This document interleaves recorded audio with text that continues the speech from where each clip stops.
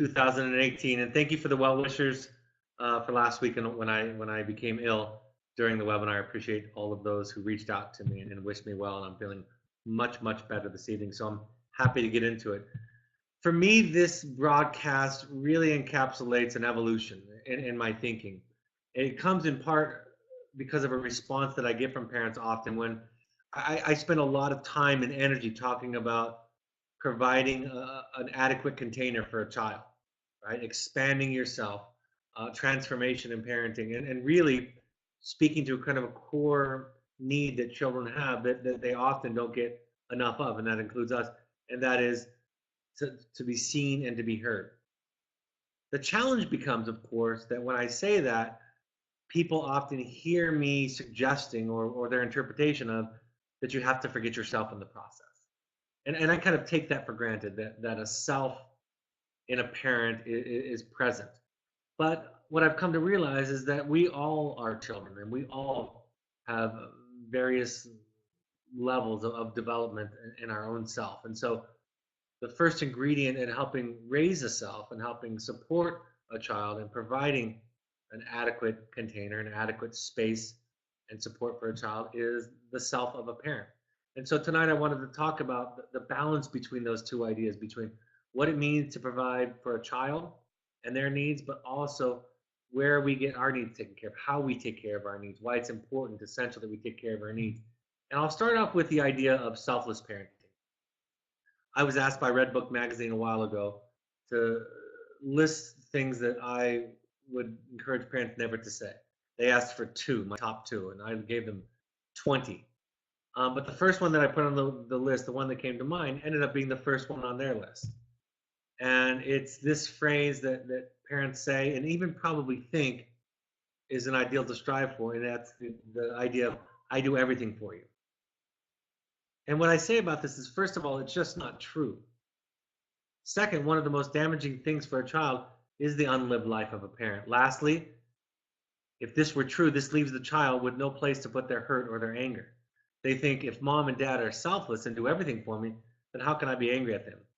The problem must be me. So not only is it not an ideal to strive for, not realistic, not even possible, but it creates a lot of fundamental problems with children. And so we have to take care of ourselves, first and foremost. And if we don't, then our children are going to become enlisted unconsciously and are going to volunteer for the job of taking care of us. And most of the time that goes very poorly for everybody. It results in children acting out. It results in depression, anxiety, rebellion, ironically, substance abuse, self-medication, a lot of other problems. So it's very important, again, that we practice self-care. It relieves a huge burden off of our children when we do that. Selfless parenting is an idea that some parents believe they are sworn to live by, a belief that says, I do everything for my child, their needs come first, and mine come second, or not at all. Though this kind of thinking may seem admirable, carrying it out is almost impossible, and it is likely not healthy for either one of you. And so again, this idea that we should strive for it, can strive for it, becomes harmful. And ultimately, it makes the child responsible to turn out a certain way to validate us, right? To take care of us emotionally. Oftentimes when I challenge this, especially with children in the field, this idea that it's not their job to take care of their children, take care of their parents. And I don't say it quite like that. But I say things like, your parents' serenity, peace of mind is not your responsibility, it's their responsibility. Them being proud of you, making them proud of you is not your job. And children will often look at me quizzically and sometimes challenge me and saying, nobody thinks that way. That's not the way that it is. I know that's my job. And for a large percentage of our clients and students, they come in here thinking that the job is to be good, to be obedient, to be right, and to resolve parental anxiety, worry. And while we all feel it, we all feel anxiety when our children are struggling, that becomes our job to take care of, to be responsible for. That's why we talk about and preach self-care. That's why we talk about going to therapy, to Al-Anon. to go to places. I'm not saying don't feel anxious, don't feel worried. I'm saying make it your responsibility. But in order to do that, we oftentimes have to let go. We have to learn to tolerate guilt. It feels selfish to us. It feels counterintuitive. It seems to be going in the opposite. When you attempt to act as a selfless parent, you create an unhealthy dynamic in which you must get your needs met through your child. You are using your child rather than connecting with her. When you don't value yourself, then you don't value or model self-care and self-worth for your child. If you're a selfless parent, where's the space for your child to be angry with you, like I said before? A great deal of guilt can grow within a child if her parent needs to be completely selfless. If you're a saint, right? If you're completely selfless, then, and if they're causing you pain, discomfort, anxiety, worry, something must be wrong with them. How could they think anything else, right? A child, especially a young child, is not capable of differentiating and saying, that's my mom's stuff. That's my dad's stuff. Now, when loved ones express concern to you, when they share with you their thoughts, it's valuable to look at yourself, to ask yourself questions, to see if it fits, right? That's part of what we do. But we don't take it on. We don't ask them to take it on. It's quite a unique perspective at Evoke compared to most therapeutic programs in the field today. And it really it goes away from symptom reduction. It goes away from pleasing the parents. It goes away from short-term gains, and really goes at the heart of developing a healthy sense of self in children. But again, first and foremost, that requires that the parent be working on that project in themselves also. This idea about over-identified, over-involved parenting. It breaks my heart to see him suffering. I'd do anything for him if it would help. There's nothing I wouldn't do for that boy. That kind of talk, and I've listed the podcast where I borrowed it from, that kind of talk in a parent is identified as threatening to a child's sense of self as criticism or angry and frustrated communication from the parent. In this podcast, it's worth listening to. They go on to say, this kind of comment or even just that yearning, that hope for him to get better, as expressed through this tone, that desire to fix the problem, it oozes out of a person they have found and works to trigger relapse in the person they're thinking about. It's so odd because it sounds so like, compared to hostility or criticism, it sounds like you're just being a champion of that family member. The reason that we believe it is associated with relapse is because from the part of the patient, they're just feeling too monitored. They're feeling too causative. They can't breathe. They feel stifled. Right? It's a threat. It activates the same part of the brain as hostile or critical comments from a parent. In psychoanalytic terms, we call it annihilation through consumption, right? You're kind of swallowing the child in this process. And we fantasize sometimes that over-identification or over-involvement is just kind of an exaggerated, too much love. It's something entirely different than love. Love is a heroic task. Love is the courage to take on your own differentiation. Like Gandhi says, the quote that I often share with you, my favorite quote. A coward, he says, is incapable of exhibiting love. It's the prerogative of the brave. Projection, fusion, going home is easy. Loving another's otherness is heroic. And if we love other, he says, as other, we've heroically taken on the responsibility for our own individuation and our own journey. And this heroism may properly be called love. That's why we ask you to do your work, not because you're the fault or the cause of the behavior, but because when you make that the project, when changing you becomes the project, it takes off such a burden in the child. They feel safer. They can't articulate it, but they feel safer. And then you have more capacity to be there for them instead of them being there for you, them needing show up a certain way or be less symptomatic, right? So that you're okay, so that you can sleep and that you can eat. It is really counterintuitive. Providing for children is heroic parenting, and heroic parenting is looking inward, right? That's the whole idea.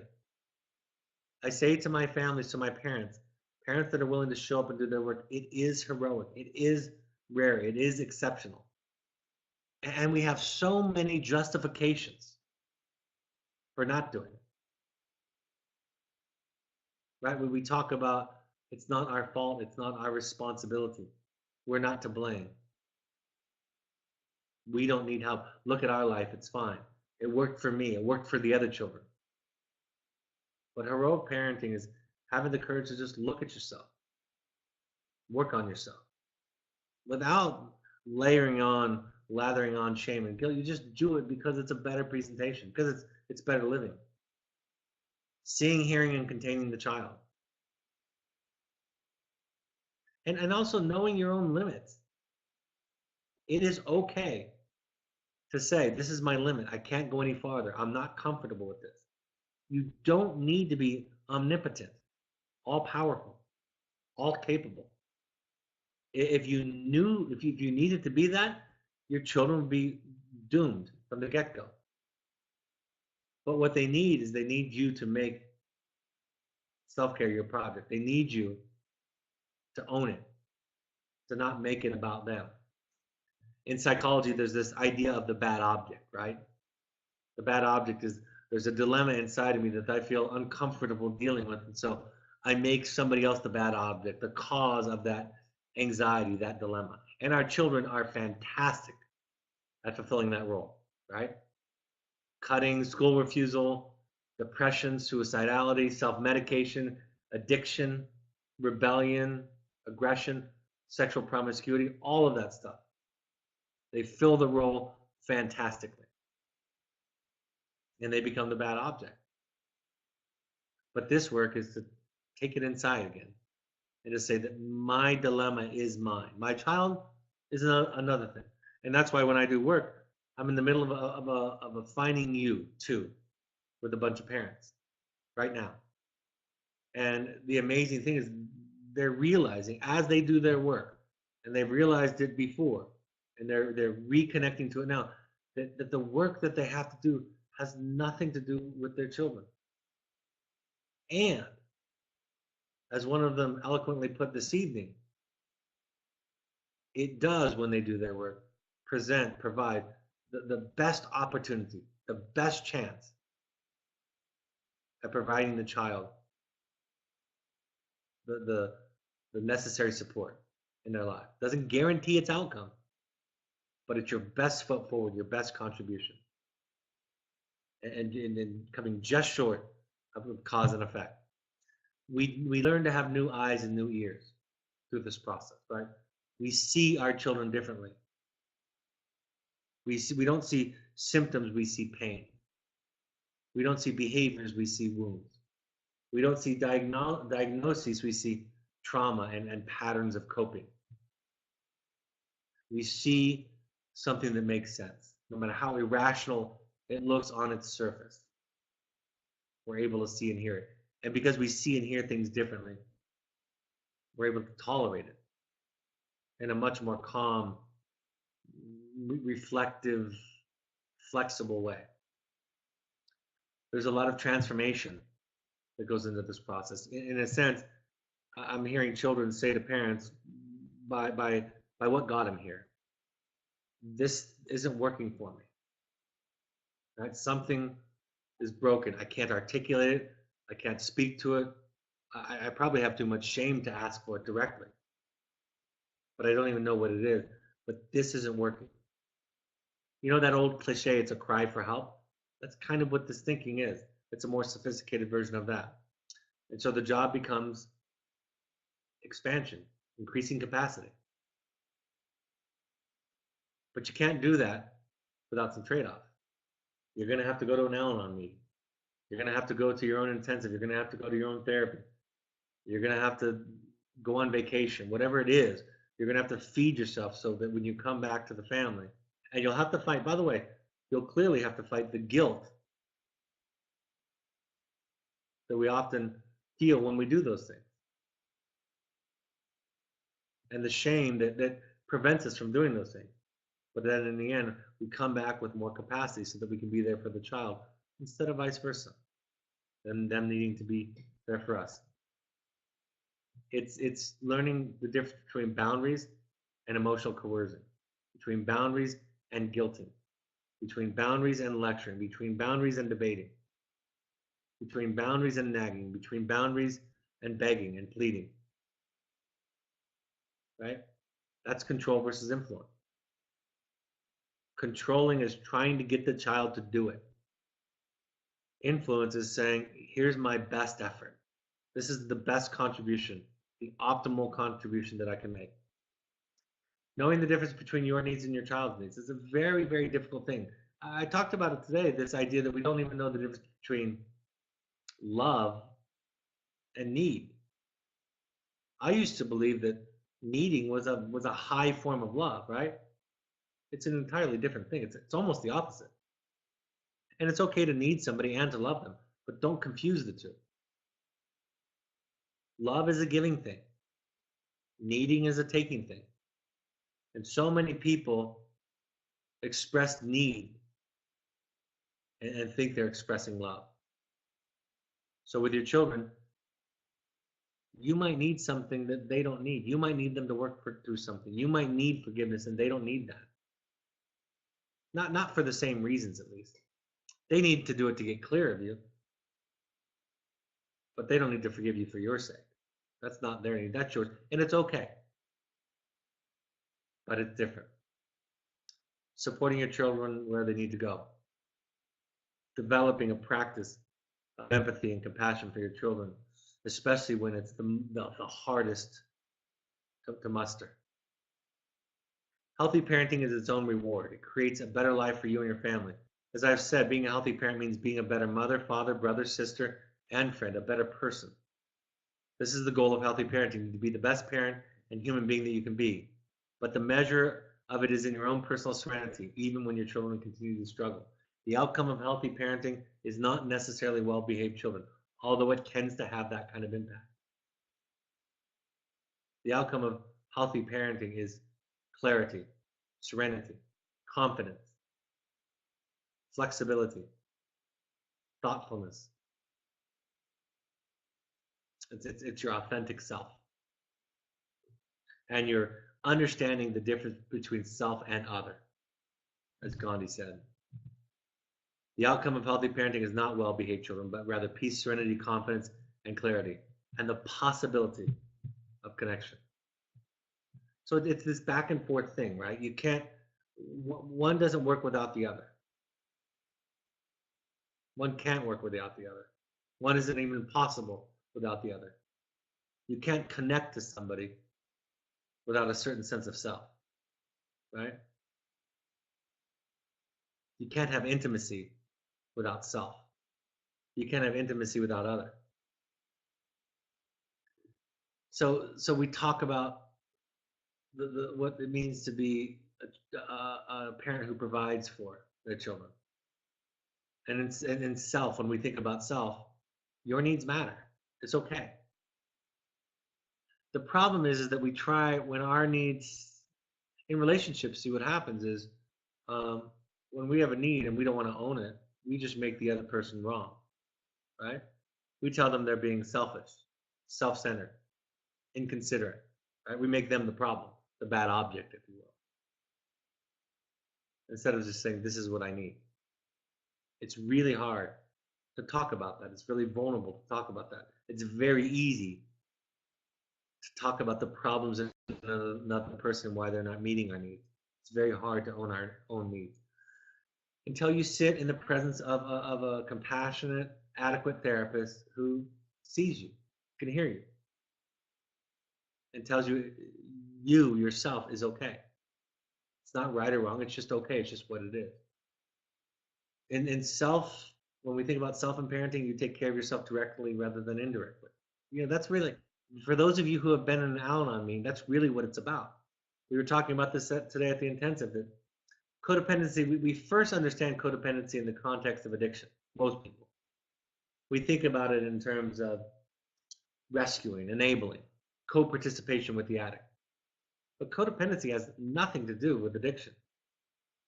It's activated by addiction, but it's really a lack of a sense of self and a lack of healthy attachment or intimacy with another. Addiction just highlights it.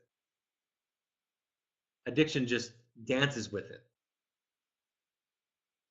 but it doesn't create it. And codependency tends to enable it, tends to prevent its cure or recovery, I should say, and tends to trigger or support its continuance. That's the irony of it all. Take care of yourself, or your children will feel the burden. Right? Your children will feel a need to show up, to be a certain way. We do not want your children to stop using drugs so that you feel happy.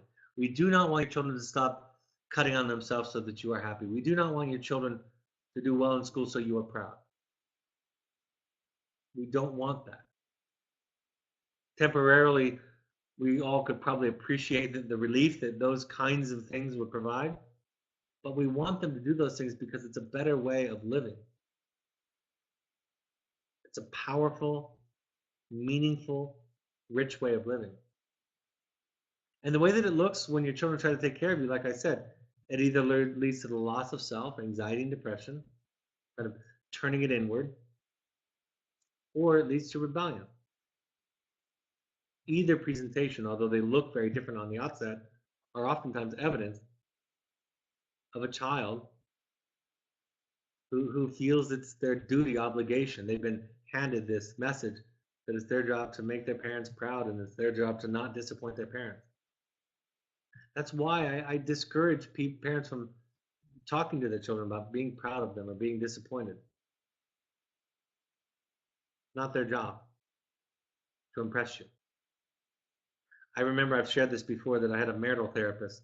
We actually met as a board, but we hired a person who was a marriage therapist and also a business trainer. And he asked all of us, and we were all family therapists. He asked us, "What's your job in a marriage?" And we all had various answers because we were trained and studied. And he said, "What if your job in a marriage was to enjoy your spouse? How well are you doing with that?"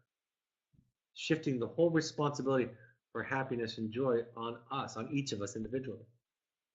What if it was our job to appreciate and enjoy our children? How well are we doing with that? And again, all the compassion in the world, they play the role perfectly. They make it difficult. That's why when you have a child struggling the way that our children struggle, you have to get extra help. Most parents just kind of want to cruise along with the same amount of resources and assets and hope they have enough. Because that other stuff is hard to do and vulnerable to ask for. But you need more. You need more people. You need more education. You need more emotional support. You need a place to vent. You need a place to be seen. I ask parents to shift when I think about self and parenting from this is what I need rather than this is for your own good. You're modeling something fantastic. You know what you're doing too? You're modeling something for the children that will inoculate them against peer pressure, against somebody taking away their identity, against them giving it away to somebody rather than being abandoned. So just taking care of yourself. It's a hard thought experiment, but I try to think often that if my children past the age of 18, of course, if they need to not be with me to be okay, that I support that. Of course, the irony is, if I love them that much, why would they want to leave that? If they could be their horrible, rotten self, and I was okay with it, you don't want to leave people like that. Those are the people you want to hang out with. Parents hear that they need to ignore their feelings, limits, and needs, right? That's when I talk about capacity, when I talk about back to this previous concept about providing for children, when I talk about these things about providing for children, what parents hear or interpret is they need to ignore their limits, their feelings, their needs. You just need to own them, but not be right. And most of us want to be right. It's a much less vulnerable place to be right. Parents hear directive when we talk about understanding that child, right? But what about if it makes them uncomfortable? What if I can't hear it? What if it's beyond my limit, my capacity? You can just own it. And Alice Miller says in the drama of The Gifted Child, a mother can provide the necessary nurturing for her child, even if she's unable to give it, if she allows the child to get it somewhere else, like Evoke, right? I know that some of the things my children need, I can't give them, and that's okay. Being a real self in parenting is kind of like my concept in the book, being an idiot parent. You know, that when you can own your limitations, when you can own your issues, nobody can use them against you because it's just real. You're not right, you're just human. Learn to not be right. Learn to lose. Get good at it. Model being a self, right? Show up in this way and your children start to get a sense. And you know what they do? When a parent shows up with a strong sense of self, the child has to learn to deal with an other, right? That's ironic. Many of our parents complain that children are self-centered, are unempathic, and sometimes they're not even required to consider an other. When I work with the kids in the field, I show up as a self. I don't try to make the point that I'm right, that I know more than them. I just know myself. And so my boundaries, my limits, my assignments, my feedback, it's kind, it's compassionate, it's respectful, but it's clear and confident because in that context, much easier than in my home, although I practice it here, but my work in my home lags behind my professional work some because that's just a greater challenge. You just show up as a self, and the children are like, wow, this is different. This feels different. And I think for a lot of us, our empathy robs our boundaries, right? For a lot of us who didn't get listened to, didn't get seen, didn't get connected to, we empathize so much that it compromises us. We think we need to give and fix it. It's this exaggerated form mutation of kind of hearing because we didn't get heard and we don't want that person to not feel heard. So we need to fill holes for them instead of just sitting with them. One of the parents shared a story today in the meeting and talked about this idea, just having a regular conversation with a child where the child was just heard. They didn't fix it, didn't solve it, didn't justify anything, just heard it. And the outcome from the child was subtle but wonderful. And we talked as a group about how much work went into what seems like a very common sense conversation, but is not so common. It's heroic. The opening passage from The Misery of the Good Child by Jamie Gill. All persons have limits. Consequently, all parents have limits.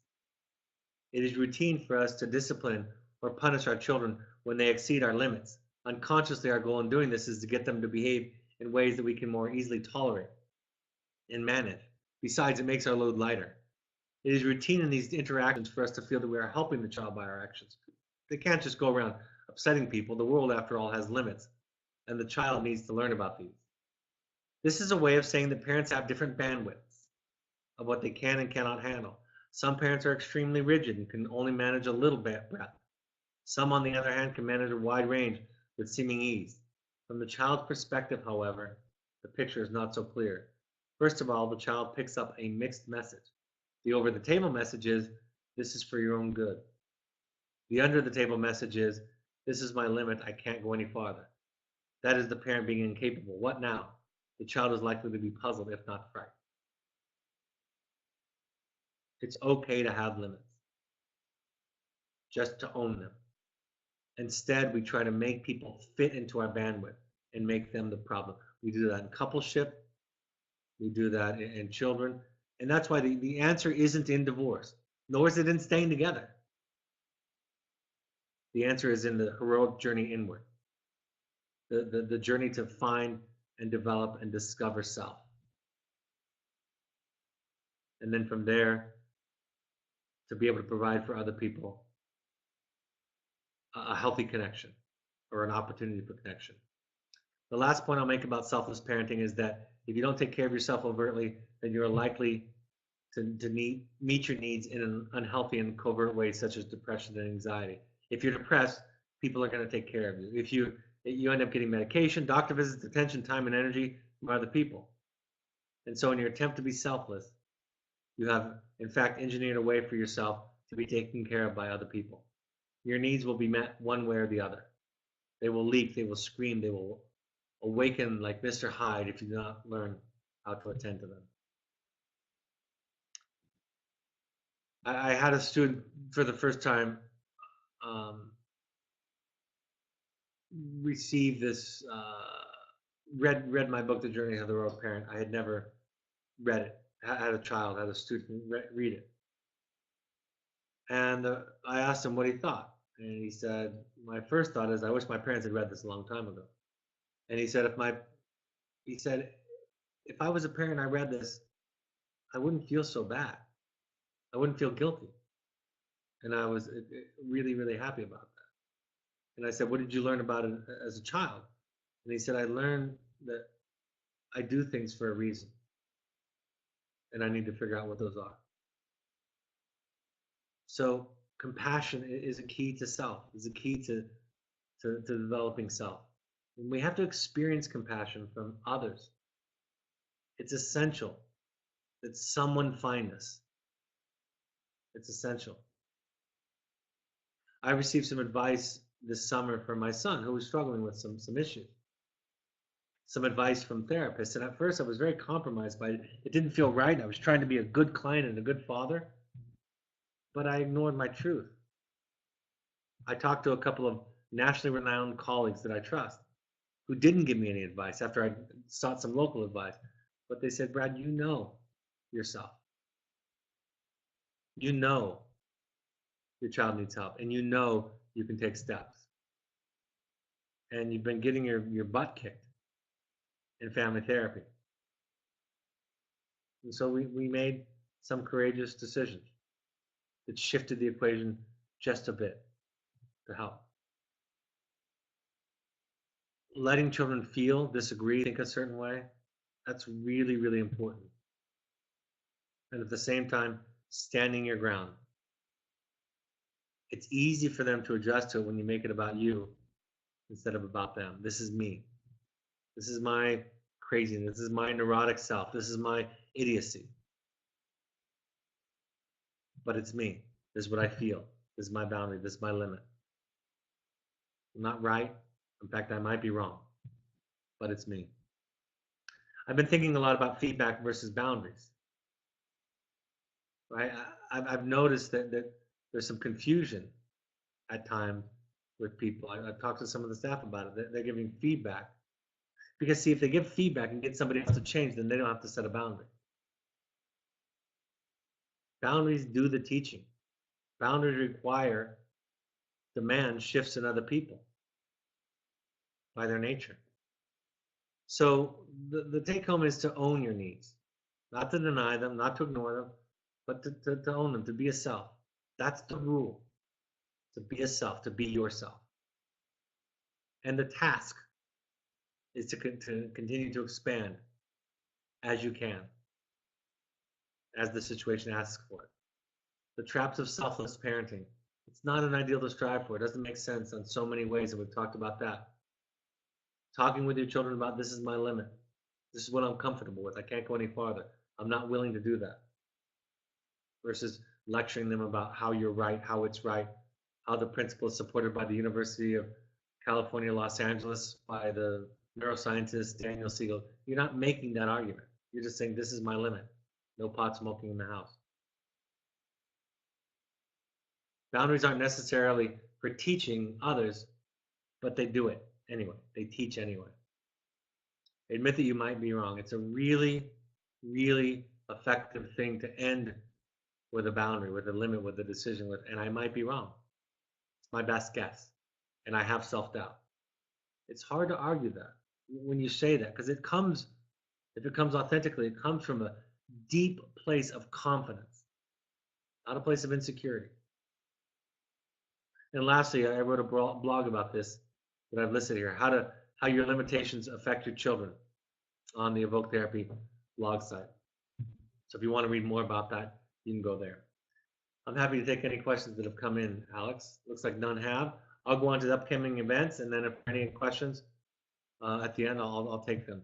We ask all parents to attend 6 12-step support groups while their children are with us. Any combination of Al-Anon, CODA, or Families Anonymous. Go to the web, Google them, find some meetings in your area. If you live in a fairly metropolitan area, then you're going to have several meetings a day, several choices a day. You can also go to NAMI.org for resources, information, classes that are affordable or free. All of these broadcasts are available on the podcast app on an iPhone. Just go to the podcast app and search Evoke Therapy Programs on an Android device. Download the SoundCloud app and search Evoke Therapy Programs, or on a computer, go to soundcloud.com and search Evoke Therapy Programs. On Twitter and Instagram, you can find us at Evoke Therapy. On Facebook, search Evoke Therapy Programs. If you want to learn more about the organization of alumni parents that helps people that can't afford treatment, you can go to the Evoke Family Foundation on Facebook, and then the Evoke Therapy blog has resources constantly. The Journey After the Evoke Parent is available on Amazon. The warehouse is out again, the Amazon warehouse, so just click on other options, other new options, and you can buy it directly there on Amazon from Evoke Therapy Programs. Also, audio versions and Kindle versions are available at Amazon, on Amazon. We ask all parents, if possible, to come to a workshop. You can combine this with a visit to your child. Just talk to your therapist. The next one is this weekend, October 13th and 14th. If you haven't booked it and you can make it, please come, but it's probably too late. And then the one following that will be in September. We would like you to go to one while your child is with us. If you want to do a deep dive into your own work, a powerful exploration of self in small groups in a safe setting, come to Finding You in Park City, Utah. The next one is October 17th to 21st. And then, of course, Finding You too, which I'm involved in right now. The next one of those is, you have to have been to a Finding You already, but November 25th to 29th, I think there's a spot or two available for that. And then we're going to have alumni intensives for former students. Any student 18 or older can come to the Evoke Summit Lodge in Park City, Utah, and do a 4.5-day intensive, this deep dive. Contact intensives@evoketherapy.com for more information, or go to our website. Parent support groups, I'll be in Birmingham, Alabama on October 26th. We have one in Seattle, Washington, October 24th. Chicago, Illinois, I'll be there Tuesday, November 6th. New York, November 12th. And Philadelphia, November 14th. Pursuit trips are high adventure trips. Think therapy, light, sober fun, family adventure. Any other questions on any topic? Looks like there are none. All right, folks, I'm going to be talking about, this is actually based on a blog that my wife wrote called Getting It Right versus Getting It Real. She wrote this a few years ago. So I'm taking her blog and turning it into a webinar. It's a small aspect of what we talked about tonight, and I'll expand that into a full webinar. That'll be next Thursday, October 18th at 7 p.m. Mountain Time. I'm doing once a week during September and October because I'm in the field again, so forgive me for not being able to do 2 live ones a week. Have a great week, folks. I hope this is a helpful point of contact. Good luck in your work developing self and also expanding yourself, your capacity as a parent, without neglecting either one of them. Finding balance in that. Both are necessary, and one can't rob the other and still be successful. Have a great evening. I'll talk to you next week. Take care. Bye-bye.